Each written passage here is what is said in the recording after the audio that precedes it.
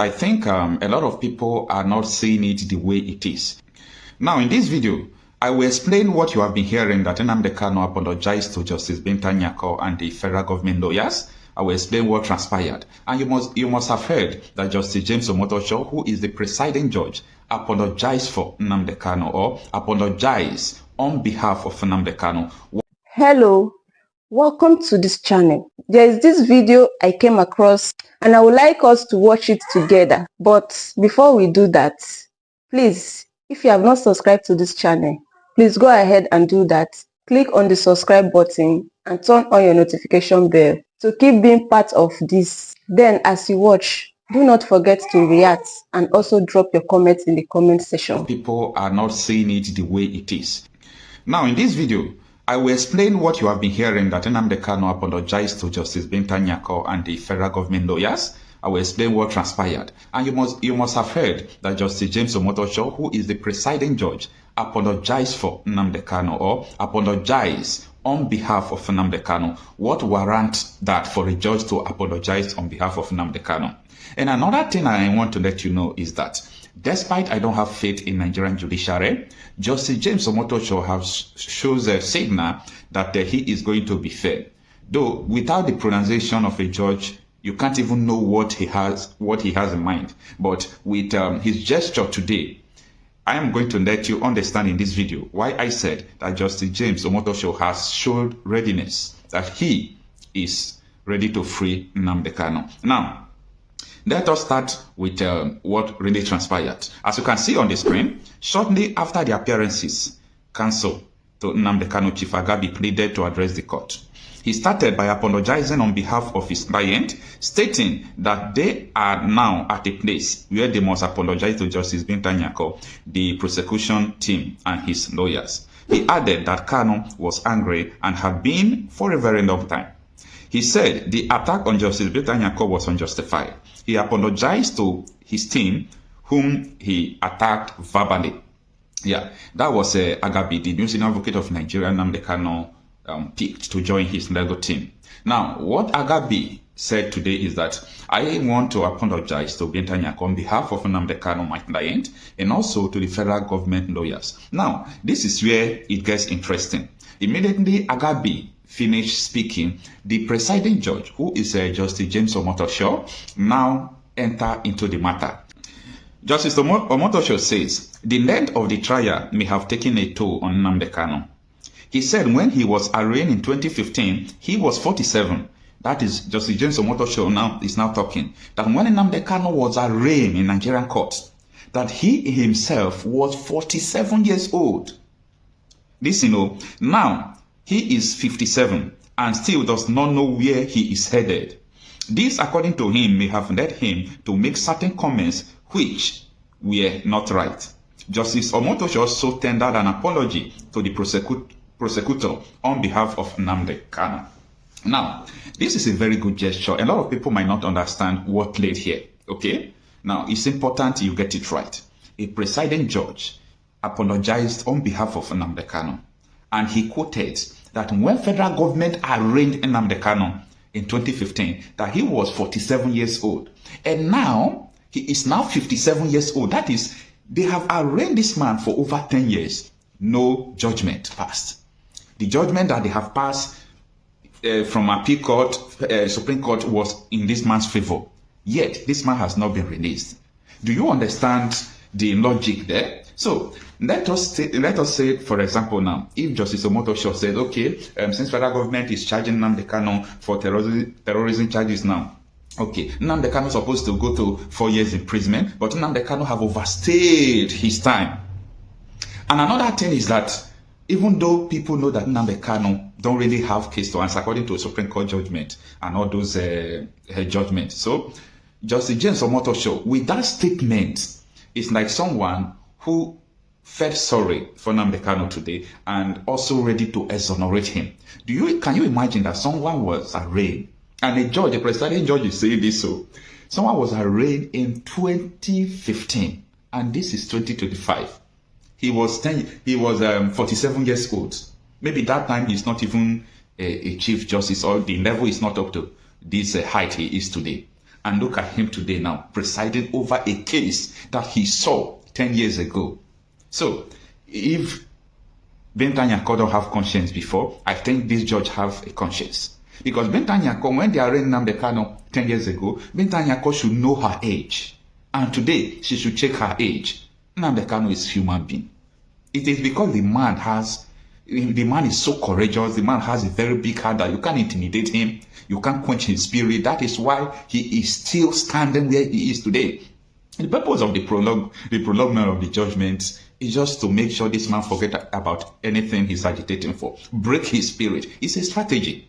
They have used it for several people around the world. That is what the Nigerian government is using for Nnamdi Kanu. But Justice James Omoto Show now indirectly made the federal government to understand that this case is overdue.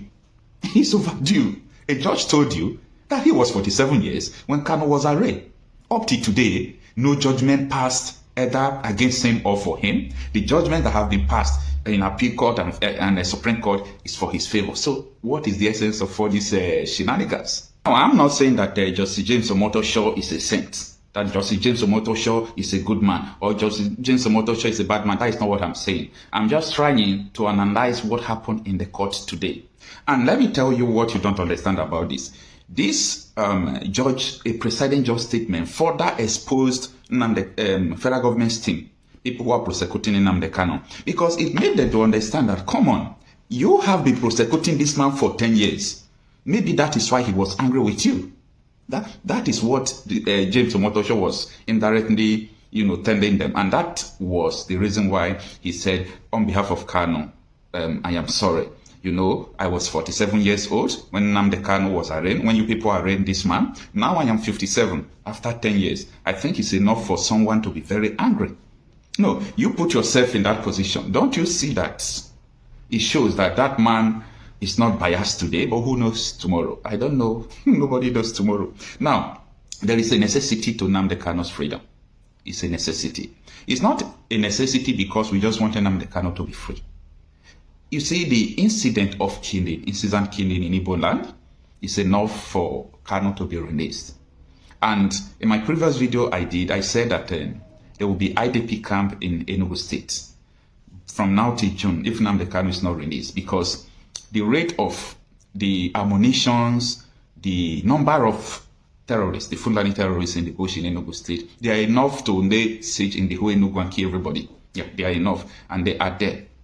The other day, Sahara reporters, that was last 4 days, they went to Enugu State, they went to see Agondo, is it not Agondo, the village that Fulani herdsmen sacked. The village is empty now, it's only Fulani herdsmen, terrorists are in the shooting, doing all sort of things. Now they went there to check some things, and the report they gave back was that even the place, the video, the houses they burned, they went there to video it. They were hearing the sound of these people talking from afar. Both people are speaking Arabic, and they said every 4 minutes, 5 minutes, they will shoot gun up. It's their domain. These are the reason why the release of Nnamdi Kanu is a necessity. Now, let me shift a little bit further. Anybody at this point who is not calling for the release of Nnamdi Kanu, it's an indication for you to know people who are sponsoring terrorism in Old Eastern region and particularly Igbo land. Now, this is what I mean. If during the time of Nnamdi Kanu, the whole bush were secured, everything was going well, and ever since this man was kidnapped, especially the time he was kidnapped, and ESN was not as strong again, and because of that, politicians, they use all tools against the Biafra agitators, and what you see today now is that the Fulani terrorists that led Nnamdi Kanu to establishing ESM, they are already laying siege on people's, ancestral land now and taking it over. That is just the sole purpose why Nnamdi Kanu was doing what he was doing. It was the love of his people that led him into agitating for Biafra. This is a prince. He has the money. He was trained in London, and he has everything he needed for his life without any trouble, without even fighting for anybody. Nnamdi Kanu has what it takes to drive every kind of car he wants to drive on in this life as a prince. So he made money for himself, and the man is enough for himself. But he left all those things, both his family, he sacrificed the money, the pleasure, and he started agitating. It was the love of his people that led him to start doing that. Don't let any politician deceive you. Don't be deceived by what you hear from people, blah, blah. Now, the reality is done on everyone. Look at the suffering everywhere. Look at how people are suffering. Look at the killings everywhere. This is killings. Nnamdi Kanu needs to come out of the detention as urgent as possible. Okay? Help me share this video so that people will understand what Nnamdi Kanu stands for. Nnamdi Kanu is never a criminal. Nnamdi Kanu has never done something that warrants what he's facing today. So that is what all I have to explain about what transpired in the courts today. Thanks for listening. I want to know. What are you used to go on a captareba? Come by Junareba.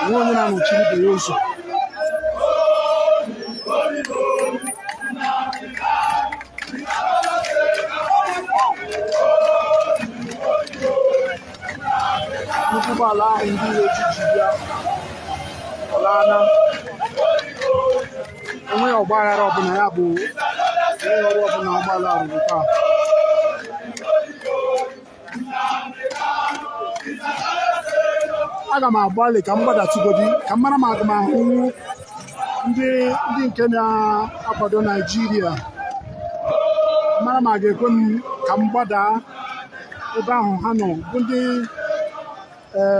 ndị nke na-emekwe ngagharị iwe na-akwado Naịjirịa, mana ha na-ebetere aka ndị uwe ojii ka kpachikwere ụzọ ya na-enwekwa ire ebe ahụ.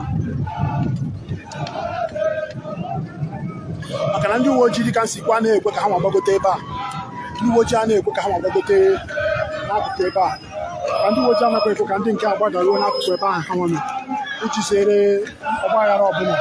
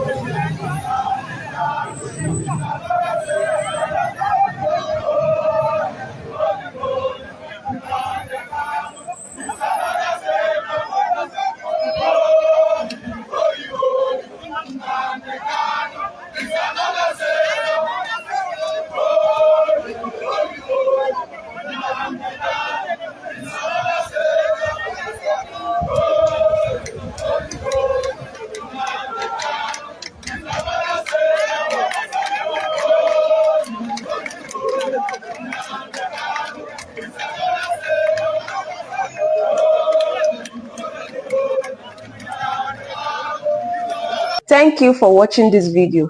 Please leave your contribution in the comment section and also do well to subscribe. I'll see you in my next video.